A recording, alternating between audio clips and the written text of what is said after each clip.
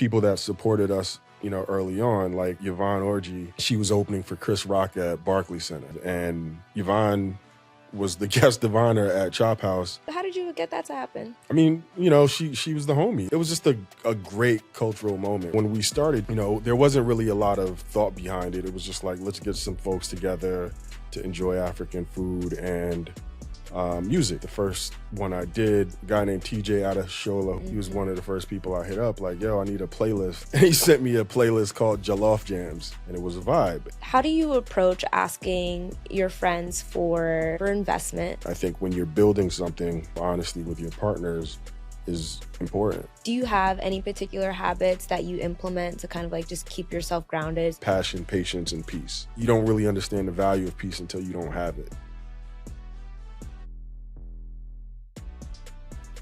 Hey guys, welcome to another episode of Your Hero's Journey, a business podcast where we focus on the holistic journey of what it takes to be a successful entrepreneur. So that's everything from the tactical business to the personal values to the spirituality, faith, and everything in between. On today's episode, we have a very special guest who I consider a dear friend and mentor, Stanley Lumax. He is the sole founder of African Chop House and one of 6 founders of Teranga. In just 4 years, they've claimed some of the most coveted top best restaurant spots in huge media outlets such as Infatuation, Condé Nast, and New York Times, I think 2 to 3 times over. Before Teranga happened, Stanley just started out with African Chop House, which was your first original entrepreneur baby. Now, tell us a little bit about what African Chop House is and why you decided to start it. First and foremost, thank you for having me. I'm honored. I'm not even going to get into the story of how long I've been waiting to do a podcast with you. I think in terms of what inspired African Chop House, it's crazy when I tell the story because it really came from out of nowhere. 2017, I won't even name who our president was. You can guess. He who remains nameless. But he had just come into office, and I remember one of the first things that he did was call basically, African countries shithole countries. And right after that, I started seeing a lot of, Africans being deported. And for me, that really hit home because people that I knew were in positions where they weren't able to see their grandparents anymore or see close family members and things of that nature. And I remember being home with my daughters and just thinking about this situation that we were in, and also just kind of trying to think of things that I wanted to make sure that I passed on to my daughters in terms of our culture and so on and so forth. And I really wanted to do something that was fun, that was enjoyable, but that really gave them a sense of what it meant to be African and grow up in African culture. And then to set the stage, where are you from and where is your wife from? So I'm from Ghana, West Africa. My mother is from the Ga tribe and my father is from the Ewe tribe. My wife is from Eritrea. So with that in mind, I really wanted to, find a way to bring our cultures together. And the first thing I sort of thought about was food. And growing up in, Plainfield, New Jersey, my mother and father, they had bought a house, and one of the things that they initially did was provide almost like a launch pad for their brothers and sisters, their younger brothers and sisters who wanted to come to the U.S. So I had, several aunts and uncles that lived with us at any given time. And, they came here with, virtually nothing, worked odd jobs, put themselves through school, started their own families, bought their own homes, became successful. But there was a period of time, I think I was probably around 8 or 9, when I had at one given time, maybe like 4 aunts and uncles living with us. And they were in their 20s at that time. So they were obviously rambunctious. And after working a hard week, wanted to let loose and have friends over and party a little bit. So I grew up in a home where we were the house where everyone came to. And there was always food, there was always music, and there was always a good energy. So When I got my own place, one of the things I reminisced about was being that home base. And that really sort of started my thoughts around what could I do to not only replicate that, but create something for my friends and family. 2017 well, isn't that far away, but honestly, what you see in African culture and sort of how it's gone mainstream now isn't what it was in 2017. At all. So when we started doing it, we started it at my house, and there wasn't really a lot of thought behind it. It was just like, let's get some folks together to enjoy African food and music. There's probably one playlist at the time. You know what I mean? Like I always joke about the fact that the first one I did, a guy named TJ out of Shola, who you know as well, he was one of the first people I hit up, like, yo, I need a playlist. And he sent me a playlist called Jollof Jams. And that was like the go-to playlist for the first couple African Chop House events. And, I hadn't really thought about it in terms of it being this business that I was creating. It was more just like, let's just see if it works, if it's a vibe. And it was a vibe. And then my marketing hat immediately kicked in. And, it went from just being, an invite to, shit, I need a logo. I need to start thinking about other things. How much time passed between the inception of it and when you started to make it into a business? I would say a year. I would say I did 4 events at my house that were all very successful. And then I started thinking about it from the standpoint of, how do I make this a real thing? And I started paying attention to the aesthetics and so on and so forth. I'd say the pivotal moment that changed it from being a gathering to, okay, I need to think about this as a business, is NBA All-Star in LA. Or working in sports marketing at the time, I was at Translation and I was running the NBA business. And because of that, I was at every NBA All-Star weekend. And one of the things that I always felt was missing was a real African vibe, right? Like there was the NBA Africa brunching, but it was at a hotel. So because it was at a hotel, you couldn't really curate and bring in African food. And it was, it was very corporate, right? Whitewashed, yep. I remember thinking, all right, I'm just going to rent an Airbnb in LA, invite some folks that I know, get some local caterers to create food, and we'll go from there. And as luck would have it, one of my really good friends, Pops Mensah Bonsu, who was one of the first Ghanaian athletes drafted into the NBA, he had reached out and mentioned that Luol Deng, another brother from South Sudan, was looking to do something during NBA All-Star. And we connected and kind of talked about what we envisioned. And before I knew it, Luol said we should just do it at my house. So now I have a really nice house to do this event. Again, I was just scrambling, finding different local restaurants to cater because I really wanted it to just be more than just West African food. So we had food from Ethiopia, Eritrea. We had Senegalese food. We had Ghanaian food, which, small known fact, Bozma St. John's mom is an amazing cook, Mama Abba. And she actually catered all of the Ghanaian food. So we had a nice little representation of food. At that time, I had started working on a logo. Brother from Liberia named Toga created my first logo, which I'm still using. And we, really just started thinking about it beyond just getting people together. That's really for me, the turning point. And I think, I got to credit OK Africa. At the time, Abiola was over there along with a woman named Vivian, who's now with WhatsApp. And they were sort of our, they were our content partners. So once, that content hit the Instagram, it became something that people were paying attention to. And that really changed my vibe in terms of, okay, now I need to make sure that everything looks aesthetically pleasing. And we went from sort of the traditional African, tin pans of food to, okay, well, now every time I travel somewhere overseas, I got to bring back a nice serving plate so that it felt more aesthetically pleasing.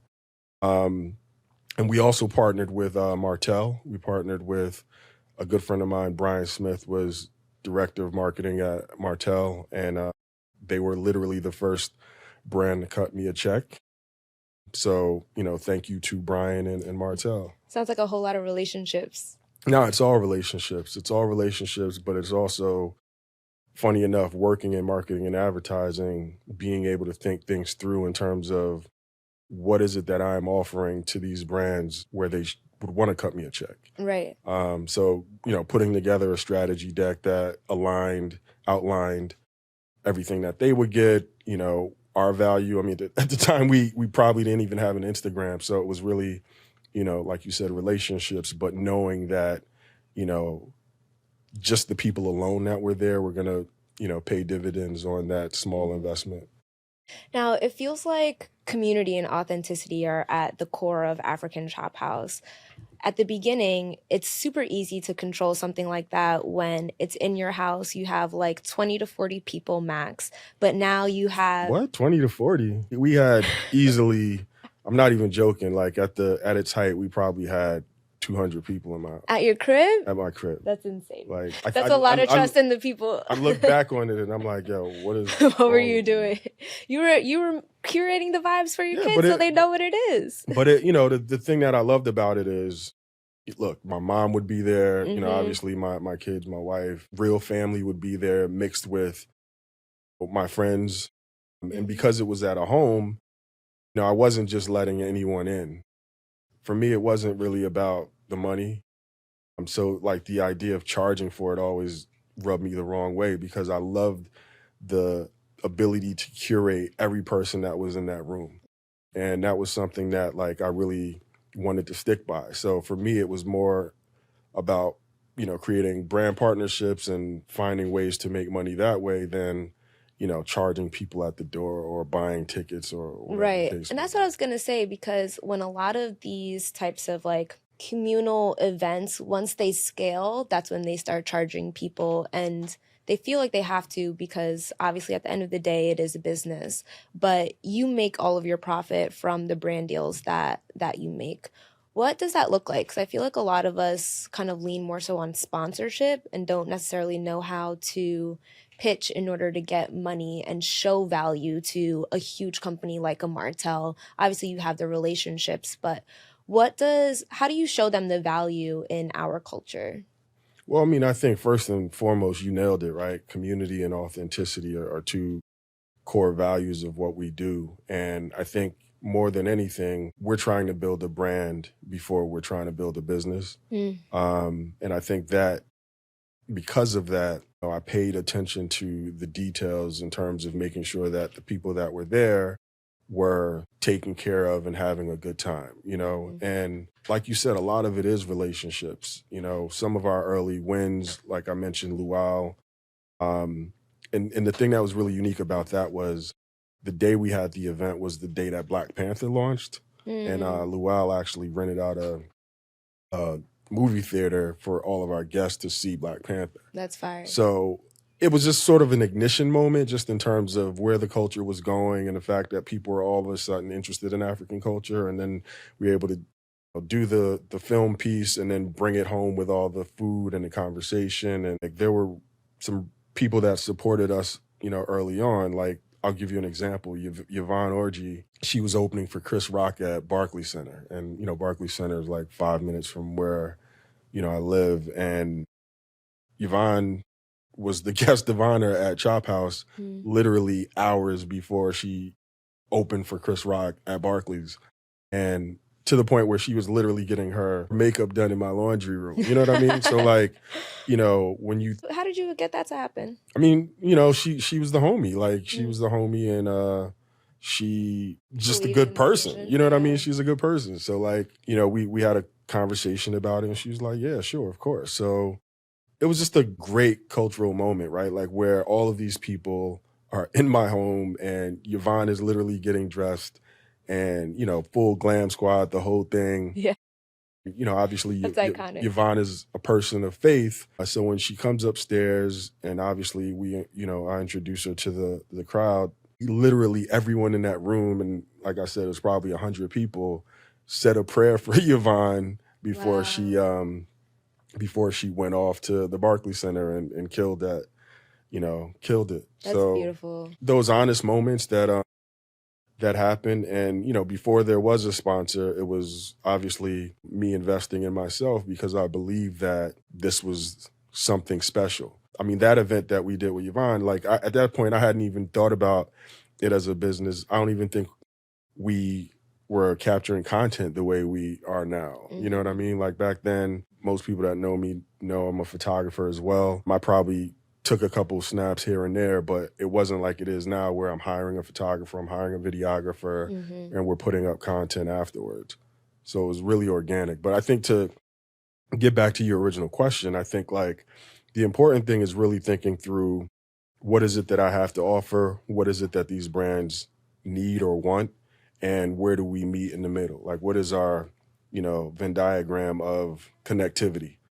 And once you have that, right, a lot of brands, their biggest goal or objective is audience. And, like I said, at the time, African culture wasn't what it is now. Right. Now it's an easier sell-in. Yeah, now it's a super easier sell-in. So back then it was really just, being authentic with what we did and being able to say, hey, look at all these people that have come to our events organically, and being able to build off of that.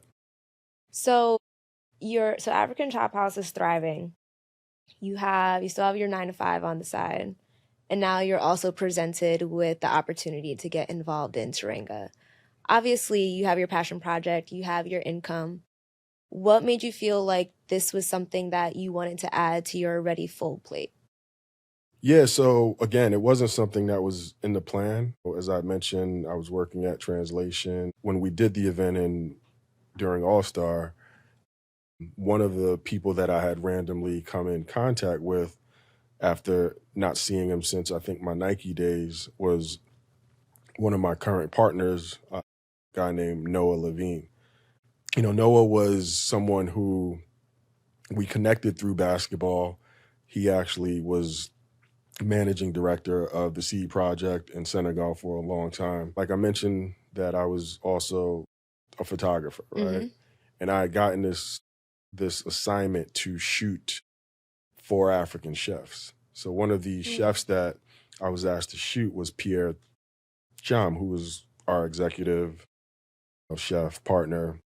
But I'd known Pierre because Pierre used to have a restaurant in Brooklyn called Yolele. And, my wife is Eritrean, but she grew up in Sweden.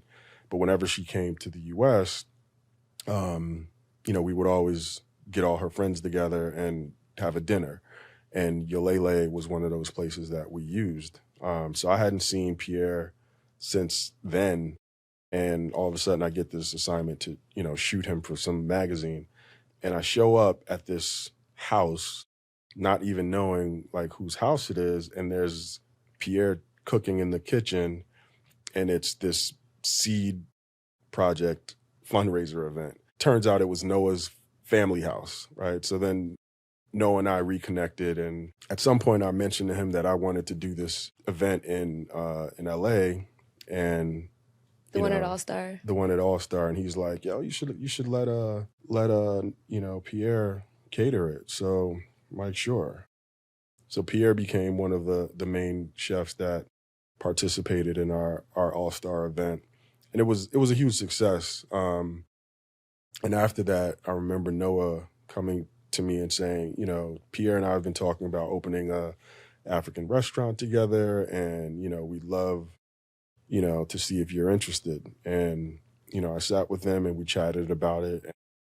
I mean, because of the success of African Chop House and just my honestly overall desire to find something that I was passionate about that reflected our culture, it wasn't something I had to think long about. You know what I mean? It was kind of like, yeah, of course. Makes sense.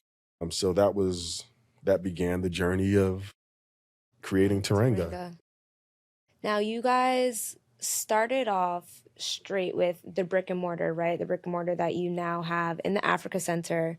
right across from Central Park. So I say that to say I'm sure it's pretty pricey. One of the business models that I discussed in another episode with Schmackwidge that they did was they did an only online orders with pre-orders. They were able to gauge their audience and then use that money in order to start to go into a actual brick and mortar. If someone wanted to start off straight off with a brick and mortar, how much money would you need in order to be in a decent location?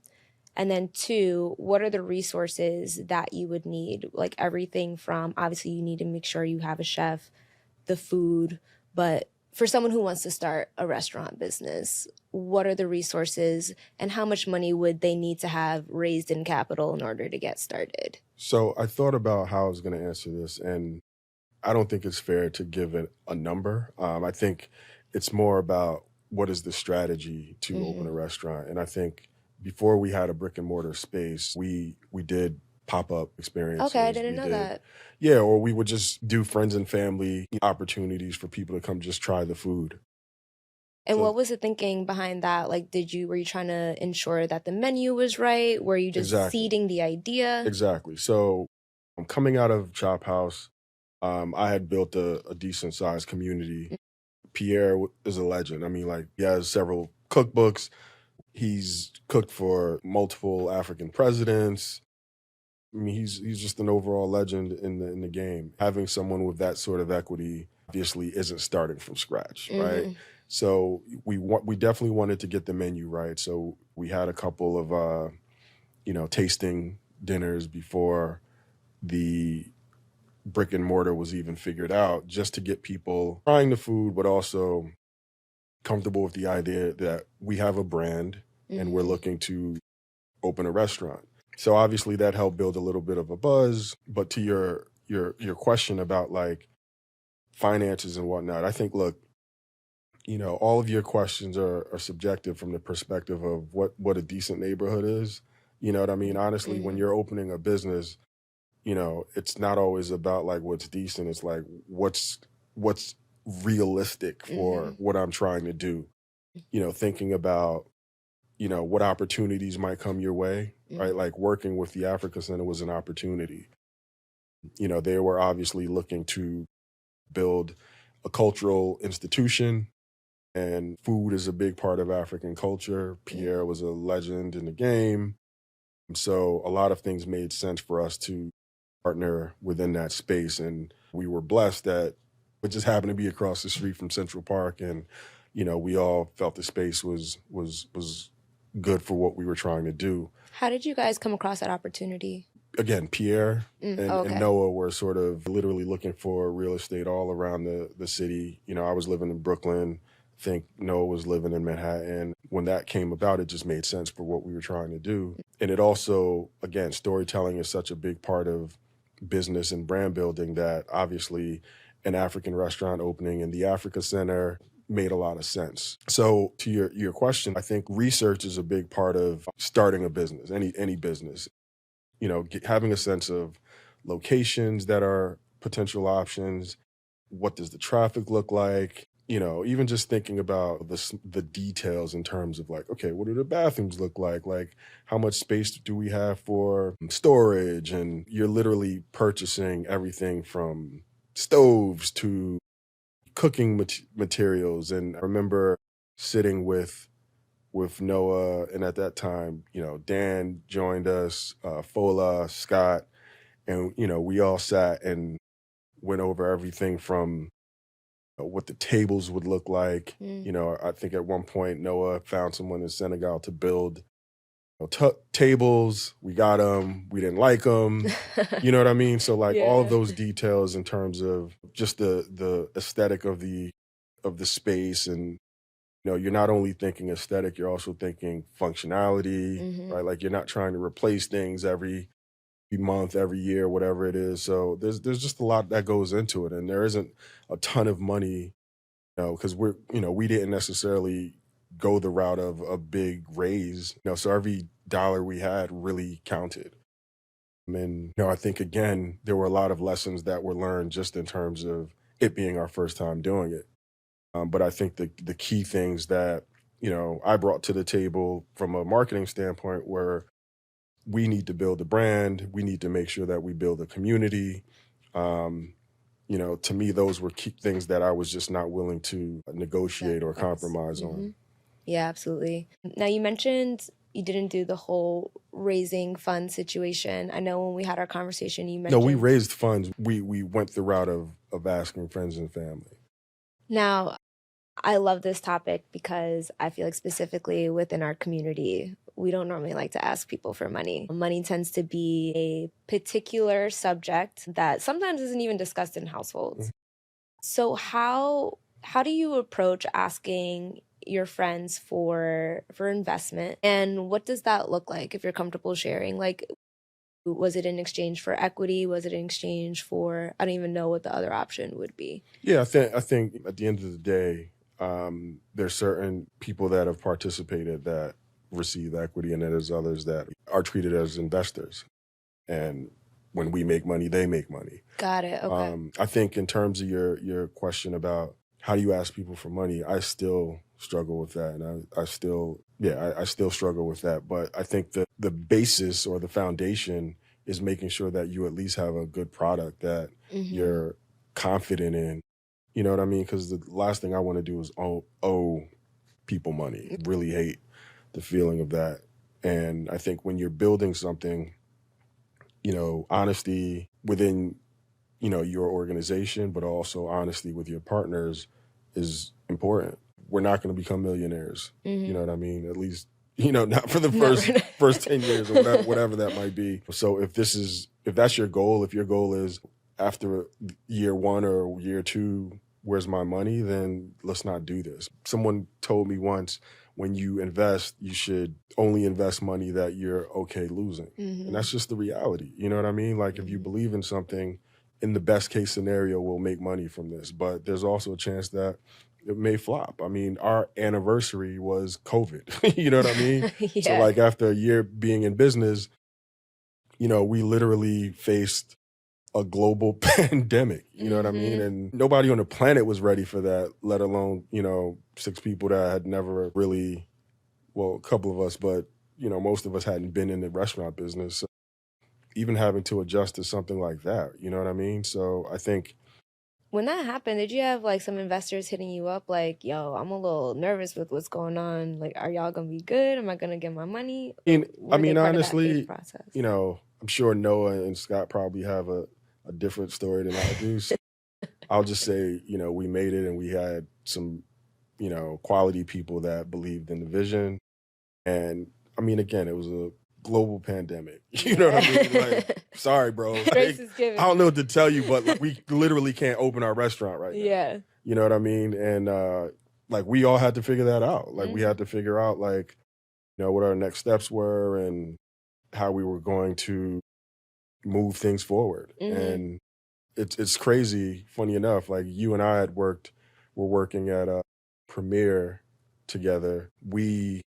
While we were at Premiere, our founder, Josh, had gone into a relationship with, I think it was RGA at the time. We were doing events at RGA, and we had catered a couple of events for RGA around musicians and whatnot. And when everything went south with COVID, one of the first calls I got was from RGA, like, yo, we want to provide food for first responders, and we want to raise money. That's awesome. To do so. So how can we partner? So they raised a bunch of money, and we probably survived our first couple of months because they paid us to provide meals to first responders. So again, that concept of community comes back into play, because we were literally feeding the community. After sort of the reality of COVID set in, and, not that people got used to it, but like, life was moving on, then all of a sudden the BLM protest and all that stuff started happening. And we also provided meals for protesters, so I'd say, like, literally from that March to, the end of that year, we were able to survive because we were providing meals to the community, and people were raising money to to, support us. Yeah, that's awesome. I want to go back to the friends and family investments for a second. How do you formalize that process? I think in any situation that involves money, you should bring in some level of accounting expert, Accounting expert. Okay. attorney as well, Okay. because you're literally entering It sounds expensive. If someone doesn't have like the money to hire a lawyer, how do they formalize that process from like raising money? all of this stuff costs money. Like there's no way around it, right? Yeah. So I think if you're looking to build a business, you sort of have to do the diligence of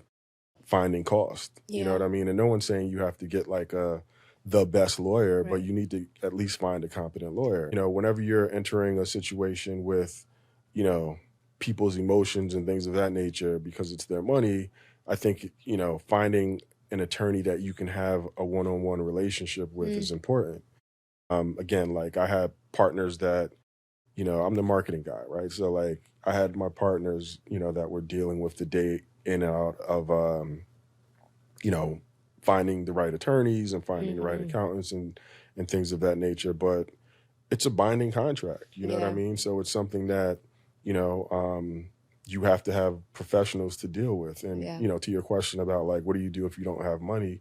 Well, you might have to, you know, postpone opening, or you might have to find other ways to raise money to find an attorney or find someone that believes in your vision. There's also obviously people that are willing to take equity in something if it's something they believe in. I mean, I'm not recommending that for every situation, because then you won't have anything left, but it is a thought. You know what I mean? Having an attorney or an accountant, as a partner isn't a bad idea if they believe in it and they're going to be providing quality consultations for your overall needs. Yeah, that's fair, because you're not only going to need a lawyer just for raising the capital, but even just throughout the entire business process. Definitely. Okay, so we're out of the pandemic. Teranga has survived. And then you guys decide to open another location in Midtown. When did you guys know it was the right time to scale? Was there some sort of signifier? No, I think scaling is obviously, everyone's ambition, right? Like you think about it from the standpoint of the more locations we have, the bigger our brand is, the more people can have access to it, right? Like, and we actually opened Brooklyn before Midtown. We opened in DeKalb Market right as the numbers started going back up in terms of COVID. So it was. That's not your own brick and mortar space. You're leasing that space in Brooklyn. No, so that space was in a food hall. Got it. Called DeKalb Market. And unfortunately, we were all super excited about Brooklyn. I lived in Brooklyn. Obviously, we had a big community in Brooklyn. And having a space in Brooklyn allowed us to, from a delivery standpoint, service more of a wider radius, right? Got it. But COVID, got crazy. You know what I mean? And, not just we, but like all restaurants ended up closing again in terms of being able to eat indoors. And it just really decimated the business there. So it didn't really make sense to maintain that space. And, we had the opportunity to open in Midtown, which seems crazy and, was definitely one of those, let's have a meeting. Like, we're doing what? Midtown is interesting because, one, obviously it's expensive. Two, it's not too far from Harlem. And then three, to your point, like, sounds like Brooklyn would make the most sense just from the target audience. But it sounds like Midtown was the more successful one. Well, I mean, again, I think it's timing, right? If we had opened Brooklyn, post-pandemic when things were, right in right order, I'm sure Brooklyn would have been amazing. But unfortunately, when we opened Brooklyn, it was in the heart of the pandemic. People still weren't eating indoors the way they are now.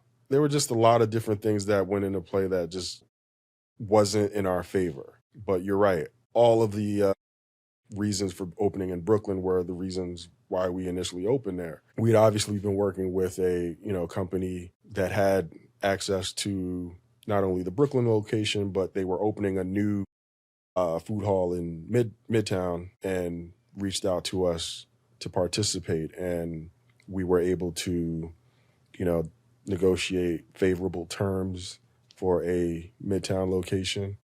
And obviously the long-term thinking around Midtown was once we are out of this pandemic, we are in the heart of industry. The lunch location. Exactly. Right. So even just from a lunch standpoint, right? Like Yeah. all of the businesses that are around here, we'll be able to grow a business from all of the lunch traffic, all of the after work traffic.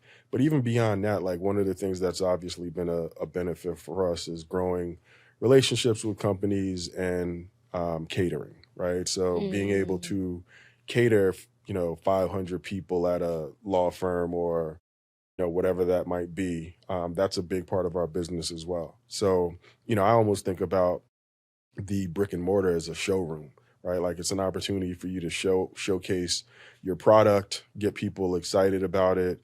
But I think the real opportunity is being able to go beyond that and provide the service, whether it be through catering or events and things of that nature as well. You might have asked me this, maybe not, but for me, like the concept of brick and mortar, while there's a benefit to it, I still think we live in a world that, you know,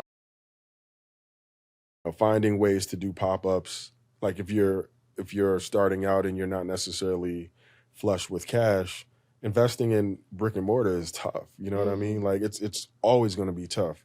So I think, being in a world where, pre-sale is an option, literally taking that old school mentality where like, aunties used to sell plates and whatnot, out of their homes, right? Like you get a sense of who your audience is and what they're looking for, what sells, what doesn't sell. And, we also spent a lot of that time while we didn't have a brick and mortar in Brooklyn. Building Black Bed-Stuy was one of the places that we were able to pop up on the weekends and really connect with the community. The layout started and we were able to sell food and drinks at the layout. So again, really just connecting with the community and making sure that our presence was felt was really important to growing the business. And I think for anybody that has a good product but may not necessarily have the cash flow to open a brick and mortar, like if it's really about the product, then find ways to connect with the community. And, when the brick and mortar opportunity arises, then explore that. But don't feel like if I don't have a restaurant or if I don't have a brick and mortar space, I can't sell my product. What's an interesting approach that I feel like you take is all of your businesses are very much grounded in authenticity and community, as we've mentioned, but you don't just target the community in terms of your business. Like you just mentioned law firms and major companies like that. Who would you say is your target demographic? Do you have one? I would say anyone that wants to eat, you know what I mean? Or people that are looking for unique experiences. For a long time, especially when I started African Chop House, I just wanted to talk to the diaspora. And I still really want to just talk to the diaspora. But obviously, Teranga's a full-on restaurant. So the way we approach businesses has to be different. You know what I mean? Because it's about scaling, it's about growing and so on and so forth. But I also think like as I've been in business and just grown as an individual, one thing that I've really thought about is just this concept of back in the day, we all talked about FUBU and for us, by us was sort of the mentality. But like, I think as you get older and as you realize the realities of business, you can't necessarily limit yourself to just for us, by us. I think the goal now is really for all, by us, right? Like it's the idea of ownership and being able to provide a service to everyone, but owning it as opposed to just focusing on a narrow group of people. Super smart, because when they build their businesses, we're definitely included in that. For sure. And, like we tend to build culture in so many different ways that we should benefit from it, but we should think about it from the standpoint of how do we own it versus just giving it away? Yeah. So let's pivot to a little bit more of the personal journey. Now, this reset the stage. Currently, you are executive brand director at JP Morgan. You run African Chop House by yourself. You run Teranga with 5 other people. Let's slow down. I want to give people their credit, right? So definitely founder of African Chop House. Okay, sorry. You don't run it by yourself. Yeah, definitely, my baby, but, like it takes a team. Yeah, definitely a team. And, I definitely want to give credit to the people that have helped evolve it, right? It takes a village. Yeah, it definitely takes a village. And like, there's been so many people that have kind of evolved it. I don't want to make this feel like it's just me. It's the Stanley show. Yeah, it's definitely not that. You know what I mean? And again, it's always about village and community for me. Yeah, absolutely. They say if you want to go fast, go alone. If you want to go far, go with the village. Yeah. So I will intentionally reshape my question. So you're in conjunction with the village running Chop House, in conjunction with the village running Teranga, executive brand director at JP Morgan Chase, beautiful wife at home, 2 kids entering their teenage era. So I'm sure that takes a little bit of time and energy and patience as well. In order for you to be able to show up in an intentional way in all of these places, obviously there has to be some sort of internal fulfillment or mental capacity that you need to have in order to be able to show up as Stanley for all of these different facets of your life. How are you able to do that? Do you intentionally carve out time just for you? Like, what does filling your cup look like?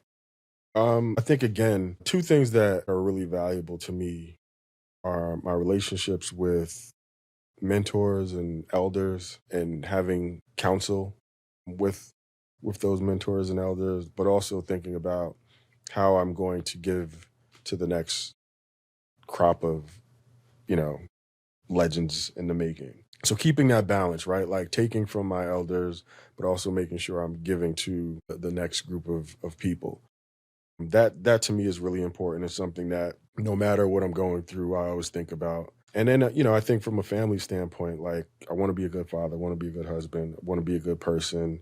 It's always obviously a work in progress, but also really being able to stand on, what I believe, right? Like in my mind, right? Like I walk the streets as though I am the realest individual alive. And I say that because like, I truly believe that people that know me know my character, know what I'm about, know that it's authentic. And because of that, they support me. And that's just for me, a foundational thing, right? Like I don't have a ton of enemies. And I think if you have issues with me, it's probably issues with you. It's a personal thing. Right? Because again, I just don't live that way. Mm. Welcoming. We were just talking about, I welcomed 200 people in my home and fed them. Right. So I've always been someone that is a giver. I've always made sure that like the community eats. And, it's funny because Chop House is a reflection of that. But like even through my corporate endeavors, man, I worked at Nike for a long time, and one of the things I'm most proud of with that experience is that I made sure that the community ate, right? Like I fed the community, you know what I mean? I made sure they had access to coveted brand. It wasn't just, hey, look at me, I work at Nike, you know what I mean? So for me, those are important things that I'm trying to pass on to my children. But in order to be a giver, because I'm naturally a giver too, and I'm also in this space where kind of like the same thing, like I have my passion project right now, which is the podcast. I have Wyden and Kennedy, which I'm doing, and then, a couple other side projects to do as well. Sometimes like I feel like overtapped and a little overwhelmed. So then I had to kind of intentionally carve out time where I'm waking up at 6 a.m. so that I can like meditate for 10 minutes and like just do a little workout, because I would wake up, go straight to my emails, and then that's when I start to feel mentally drained. Yeah. Do you have any particular habits that you implement to kind of like just keep yourself grounded so that you're not caught up in the rat race mentally?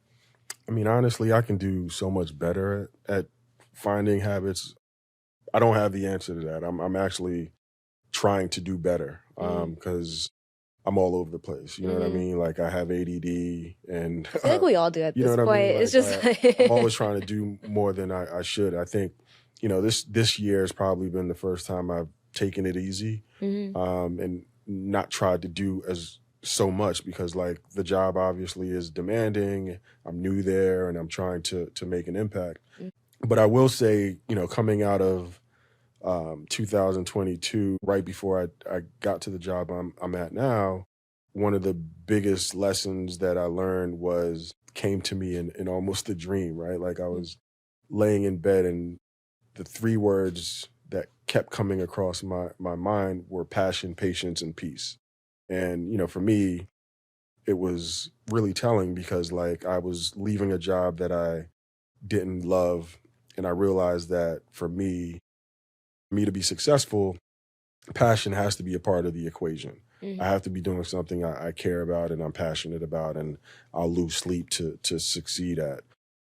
Patience is just a reality. You know what I mean? Like, there's been so many moments in life where not being patient has proven to take me down the wrong path. And there's been moments where a little bit of patience has shown, wow, like it's gonna work out. You know what I mean? And then just appreciating peace, understanding that, you know, you don't really understand the value of peace until you don't have it. So for me, I really just try to make sure that there's always a level of peace in my life, you know? What gives you peace? Honestly, like for me, I'm a simple person, man. Like peace is knowing that my kids are taken care of and my family is good and that I'm doing things that I'm passionate about. How do you have patience in the times where it's hard? A lot of times you're put in positions where you have no choice. And I think when you don't have a choice, when your back is against the wall, you scramble and try to figure out ways to deal with it. You know what I mean? So like it's not always I'm so evolved that I just have patience. Sometimes I have no choice. You deal with it that way as well. But some people, when their back is against the wall, they feel like they got to fight back or take the first opportunity that's presented to them, whether they're passionate about it or not. I feel like for me personally, I lean on my faith in those moments to know that there is a path, right? Because a lot of the times I feel like we can get distracted with other things. And then that's what leads you down the road to not having that peace.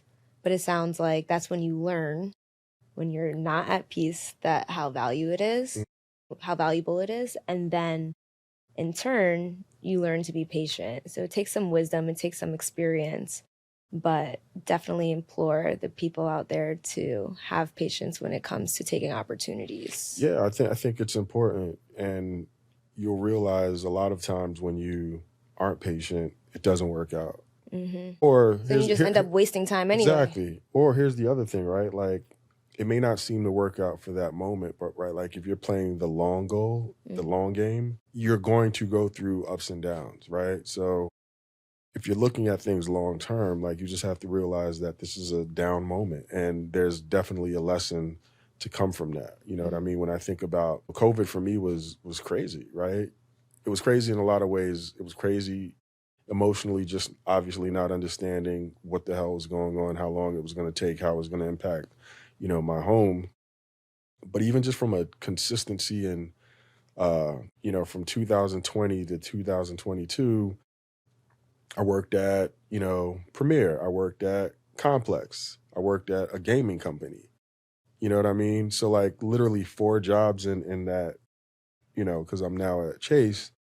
And I had no idea that Chase was going to be the place that I went and found a home, you know what I mean? Or found an opportunity to do things that I was excited about. So again, patience and knowing that, you're potentially going to face some challenges, but it will work out. Now, the question that I like to close with is, it's not really, it's a question, but the definition of purpose is the reason for which something is created. Do you feel like you're currently living within your purpose? Yes. What do you feel like your purpose is? I think my fundamental purpose is really to continue to bring the community together, to build community. And I think building community and shining a light on the community is something that I've done in my personal life, with African Chop House, with Teranga, but even the work that I do. Like, I've been a marketer for a long time, and I can point to the moments where community was relevant, right? So like when I worked at Nike, I was head of basketball, and I was all about the basketball community, especially, in New York. Like, that was my fundamental goal and purpose, was to make sure that the community was taken care of and the community was heard. Mm-hmm. You know what I mean? When I worked at, Converse, like I even did things on this with the skate community, right? So making sure that the work reflected authentically the skate community. Even what I'm doing right now, I'm finding ways to shine a light on the community. So it's community is always going to be a part of my purpose. Love that.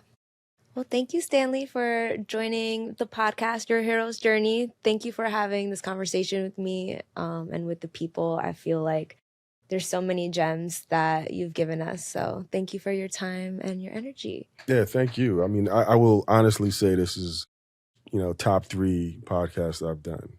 And not that Have you done 3 podcasts? No, I've done more than 3. Definitely done more than 3. But I think your approach to this was very thoughtful, considered. I mean, your set was definitely. I'll give you probably 1 with your overall production value. Thank you. Salute. Shout out the gang. Thank you, Stan.